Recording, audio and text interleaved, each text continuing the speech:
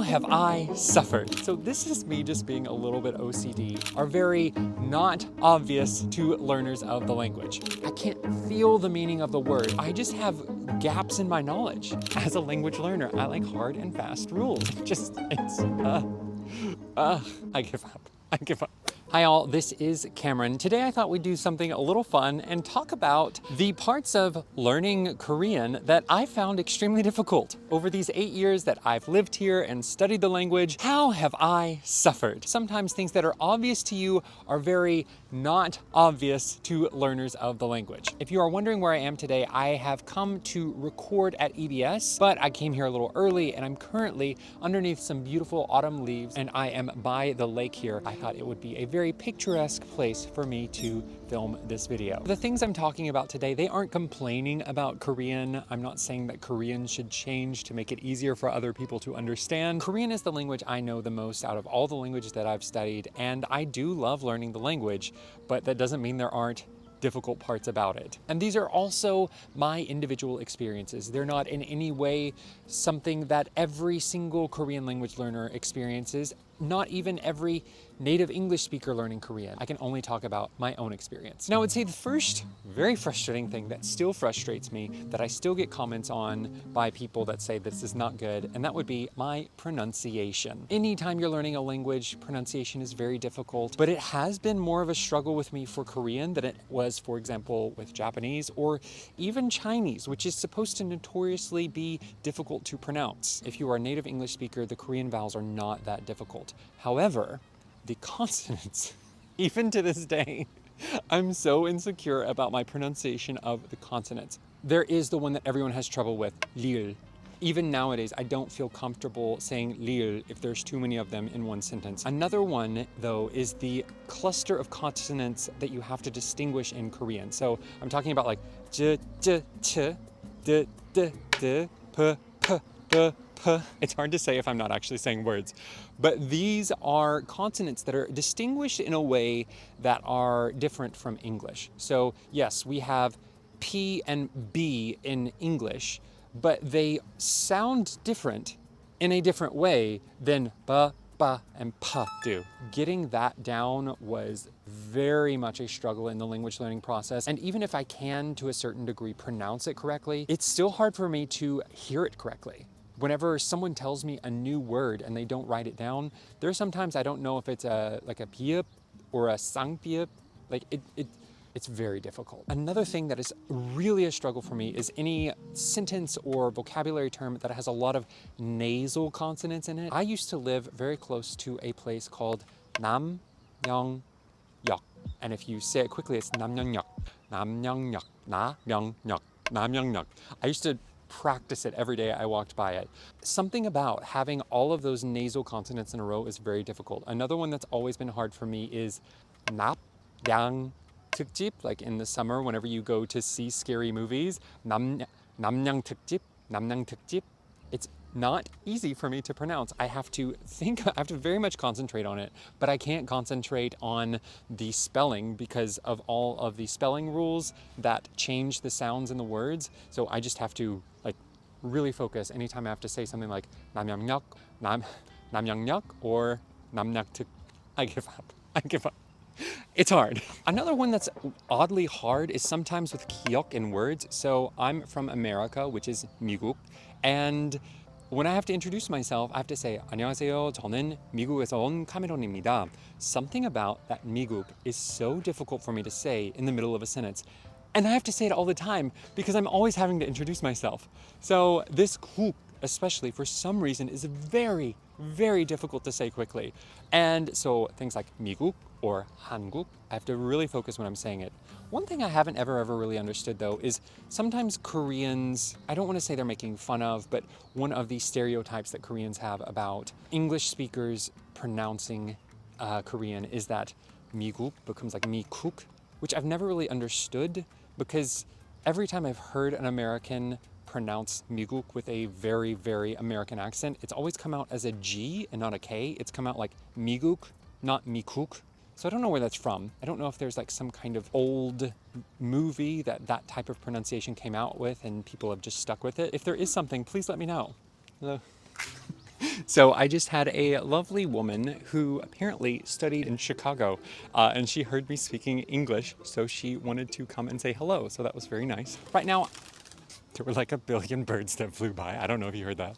I'd like to take a moment to ask you to hit the like button if you are finding value in this. It tells the YouTube algorithm that this is a quality video and it will push it out to more people. So if you do like this video, please hit that like button. I would greatly appreciate it. Thank you. The next thing that I do find difficult about Korean is the writing system. And it's not what you think. Hangul is known as the most scientific writing system in the world, and I do agree with that. It is so easy and it's so reliable that whenever it's not reliable, that is whenever it is very frustrating. There are just certain words that aren't pronounced how they're written. For example, 네, meaning you, can be pronounced like that, but most often people pronounce it as ni so that they can distinguish it from the other 네, which means me or I. That took me a long time for that to become natural. Another thing that is sneaky are words or parts of words that aren't pronounced how they're written. And I'm not talking about the changes in pronunciation that happen whenever like a kiok and a liu come together and make like a n. Like I'm not talking about that. What I'm talking about is a word like kwa, meaning like a department. It's often pronounced as kwa, except whenever it's in a word like 교과서. You don't say 교과서, but you do say like 인문학과. Whenever it's talking about a department, it's almost always as a 과, it's never as a 과. Another one that I know that does that is 점. A lot of times 점, meaning like a dot or a point, is pronounced as 점. And I don't know why they don't just write it as 점, because it's almost always pronounced like that. And I put a lot of effort into trying to pronounce it as 점, and people kept correcting me and saying, no, that doesn't sound right when you say it. Of course you write it that way, but you almost always say it as 점. Hi all, this is the Cameron of the future. I'm editing this video. As you can see, I have not shaven, but I got really curious about this, so I asked a friend about this rule. And apparently there is a rule, so with kwa becoming gua, if it comes at the second half of the word, so like ikwa, it does become that sanghyuk, but if it comes at the beginning, like kwajang, it stays how it is. So that is the spelling rule on that. And the same with 점. Apparently if you say like 시점, 관점, where it comes at the end of the word, then it will be that 점, that harder sound. But if it is like 점수, if it comes at the beginning of the word, it does not change. So look at me, I'm learning Korean. But these are the type of rules that maybe they do exist and maybe they are taught, but they weren't taught to me and they weren't gone into detail. So it's still kind of frustrating. Okay, back to the main video. Then there are other words that the most common pronunciation is not the official pronunciation. For example, soju, the drink that a lot of Korean people like to have. It is supposed to be soju, but I have had a PD walk up to me and say, listen, we know that it's spelled this way, that's the official way to pronounce it, but a lot of people say soju, so it's better to say it with a sangsiot, soju, because it's easier on the ears. Another one that was like that was boss. A lot of people say boss. Most of the time, Hangul is so predictable and so easy to read that it's not a big deal. It's whenever these small things come up that are not how they're supposed to be written that it's a little frustrating and it's hard to remember them. And another one, this one, so this is me just being a little bit OCD, but words like hat or 꽃. Koreans hardly ever pronounce the ending consonant how the rules say they're supposed to be done. So what I mean is whenever you add a particle to the end of these words, so pat, if you put an at the end of it, technically, as I know the rule, it's supposed to be pat은, pat은, but most Koreans say pat은. And the same thing with 꽃. You're supposed to say 꽃은, 꽃은, but most Koreans, when I hear it pronounced, say 꽃은. It's just a rule that they're not going to tell you in textbooks, Korean language textbooks. It's only going to be you hearing Koreans say these words and not knowing what they are, and then they write it down and you realize, oh, they are not pronouncing this the way that is written. So that would be a frustrating part of the writing system. If you're a native speaker of Korean, yeah, it's a small little exception. It's something that you get over really quickly because you already know the words, you already know the feel of the language. But when you're learning it, it's demoralizing that there are just enough of these exceptions that you can never be 100% comfortable with words that you encounter if they're going to be correct. in your pronunciation, just reading it the way that it's written. And another one, this one is a kind of a more personal one for me, is the way that Hangul is written. It's written in chunks, right? Like little squares. So one syllable is equal to one square. And I feel that like my eyes, when I'm reading it, are in little loop-de-loops. Like you have to start at the top of the square and you have to go down to the bottom of the square and then you have to go up to the next square. And my eyes feel like they're just doing this, loop-de-loop-de-loop. I think because I learned this writing system after the age of 25, my brain just hasn't really adapted well to it. For example, if I'm reading something like French or German, I still feel that my eyes are just going in one quick stream and it's really easy to get through. But like with Hangul, my eyes are doing all of these like loops and reading doesn't come as naturally for me, which is weird because I've also learned Japanese and Chinese and they have more complicated characters. But I think because I'm not having to do these little loop-de-loops when I'm reading, it was pretty streamlined. Like, yes, I would have to read slow, but like I was able to read quite fluently and smoothly, whereas with Korean, even now, after being here for 8 years, after reading Hangul for 8 years, I still feel very choppy when I read. And I don't know what it is. I feel like Koreans, they don't look at each individual character. Like if they have a block, they've just seen those combinations so often that they can just say block by block by block. But I'm still having to look at, like, for example, 감사합니다. I can't say 감사합니다. I have to say 감사합니다. Like I have to, each individual part of the Hangul I'm having to sound out. This is another personal one. I really wish that Koreans used Hanja more. I wish that they used their Chinese characters more because I'm a very visual person and having that visual clue on vocabulary really helped me to remember it. I haven't studied Chinese for over like 12 years. I can still look at a Chinese character and know what it says. For some reason, most of the times I still clearly remember what the pronunciation is, even though I haven't used that pronunciation in a very long time. For me, the way my brain works, I've never found Chinese characters to be that difficult. There is a time and effort investment in, but as far as them being confusing, that was never a challenge for me. And I think I just had a very good Chinese teacher that taught me the rules for how these characters were put together, and it just made sense for me.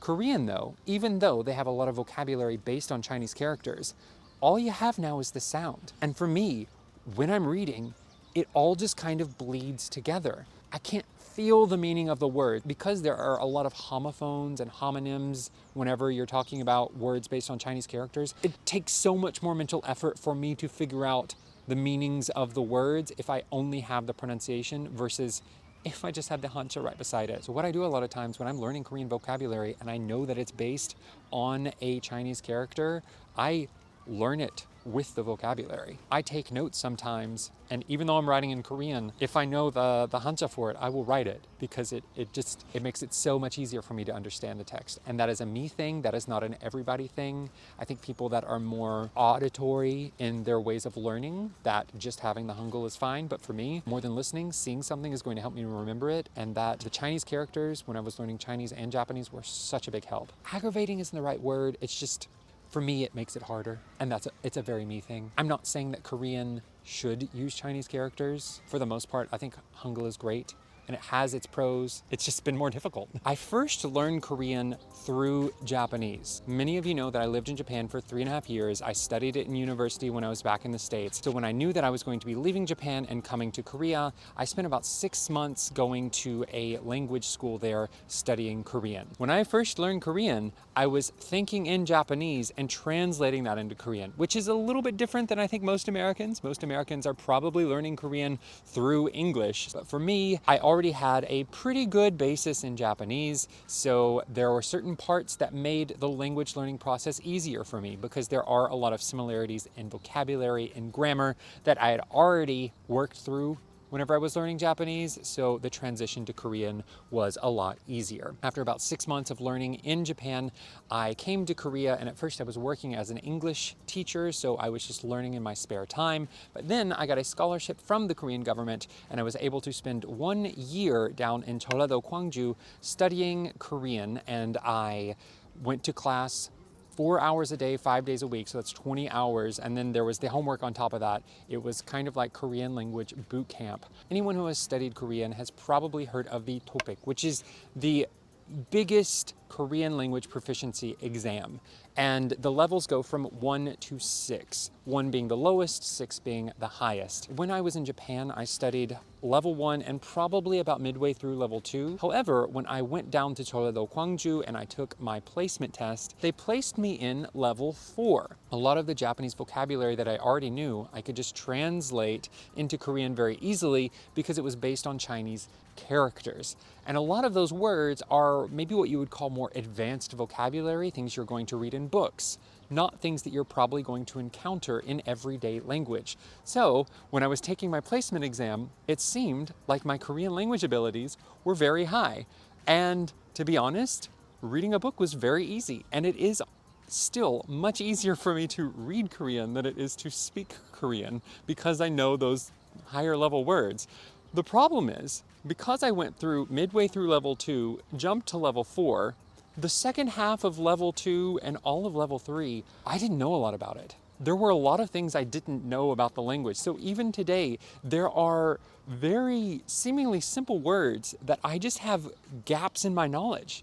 Things like to do with cooking or everyday activities, those words that aren't based on Chinese characters but are just pure Korean words, I struggle with sometimes because I never officially studied them and I've had to go back whenever I have had time to fill in the gaps when I could and however I could. And then since I've been working, it's just been a little bit of classes, a little bit of tutoring, a lot of studying on my own, a lot of just learning as I go. The next thing is particles, your 는, 은, 가, 이. I know the rules for where things are supposed to go for the most part. There are times that I mess up, especially when I'm speaking. The frustrating thing is, while I know that you can take a lot of those particles out when you're speaking, the rule as I learned it is that if there is a particle, you're supposed to write it when you're writing things. However, I've written reports and there are times where I've had the particle and I ask my friend to check over my writing and they're like, oh yeah, this particle is correct, except it sounds weird to use it.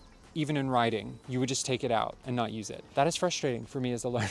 As a language learner, I like hard and fast rules. I can get over the fact that in speaking, sometimes you use it, sometimes you don't. We don't have the strictest of rules in any language when you're speaking. However, when you're writing, to say that they're still optional even in writing, I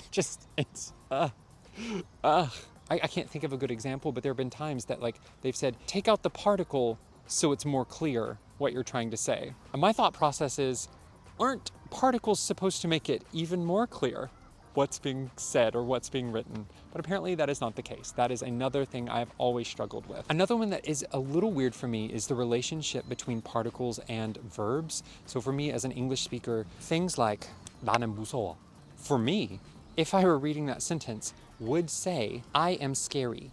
Like I am like a monster or something and I am scary. But Koreans are always using this to mean I am scared. For me, I would think that you would need to do something like 나는 무서워해, or something like 나한테 무서워. It's scary to me. Like that is the thought process that I have. Maybe, I don't know if it's as a native English speaker or just me. The 는 there seems very awkward. And I'm sure there is some explanation for it, but it doesn't make sense to me. Another one is like, 나는 힘들어. That one also makes me feel like I'm a person that makes other people tired.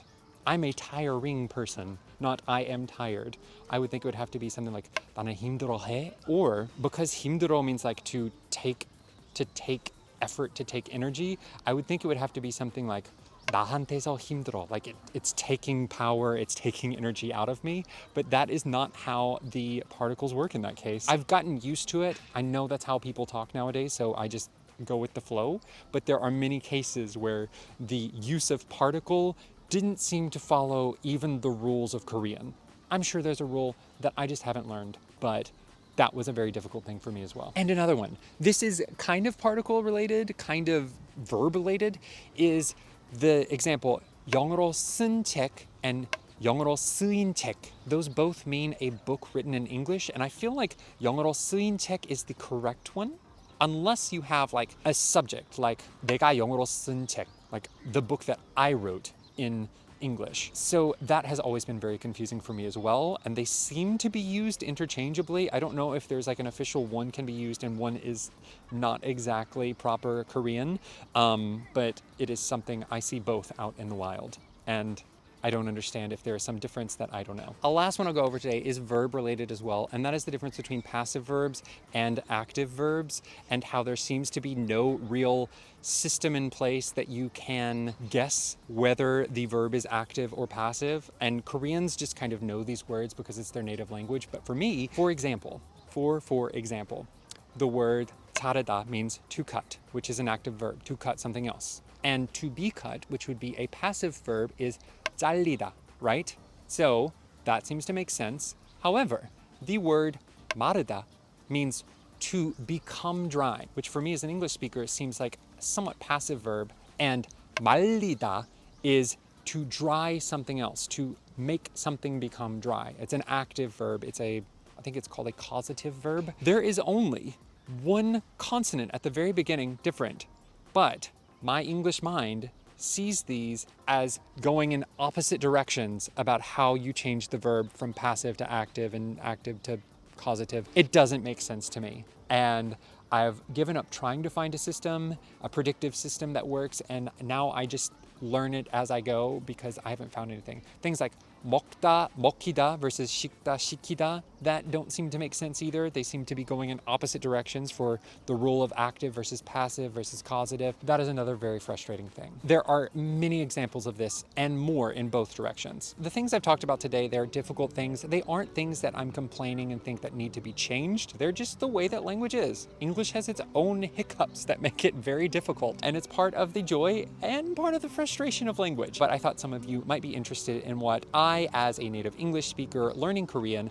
have felt. These are struggles that I have felt and still feel after 8 years of studying the language. I'm probably going to have to be filming like this for the near future. My filming schedule has gotten a bit tight lately, so I don't know if I'm going to be able to sit down and just be in one place and film everything. So in the future, you might see me hopping to different places and filming outside, filming in alleyways, filming in, I don't know, a closet I can find somewhere, because I do want to still get this content out to you. I really do enjoy putting content on YouTube and reacting with y'all and looking at all of your comments. But I think for at least the next couple of months, it's going to be hard for me to just sit down and film. So I'm gonna film when I can, and I'm gonna edit when I can, and I will get these videos out to you as much as possible. But thank you always for your support. Please remember to hit the like button and comment down below on anything that you would like to talk about, because it does help the YouTube algorithm. Thank you so much, and I wish you all the best.